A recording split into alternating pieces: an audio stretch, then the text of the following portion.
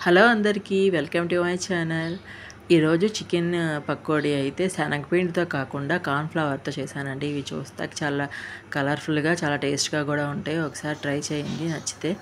దీనికోసం నేను ఒక హాఫ్ కేజీ చికెన్‌ని క్లీన్ చేసుకొని పక్కన పెట్టుకున్నాను. దీనిలోకి ఒక తగినంత ఉప్పు, పసుపు, కారం, ధనియాల పౌడర్, గరం మసాలా, జీరా పౌడర్, అల్లం వెల్లుల్లిపాయ పేస్ట్, తర్వాత ఒక నిమ్మకాయ పిండుకున్నాను. దానిలో కార్న్‌ఫ్లవర్ వేసుకున్నానండి. ఇది మొత్తం కలిసేటట్లుగా బాగా కలుపుకున్నాను. తర్వాత ఒక పావుగంట పక్కన పెట్టుకున్నాను. స్టవ్ మీద ఆయిల్ హీట్ చేశాను.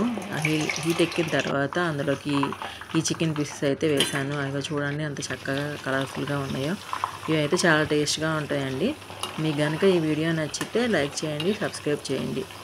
మరిన్ని వీడియోస్ కావాలంటే నా ఛానల్ సబ్స్క్రైబ్ చేసుకోండి. Thanks for watching.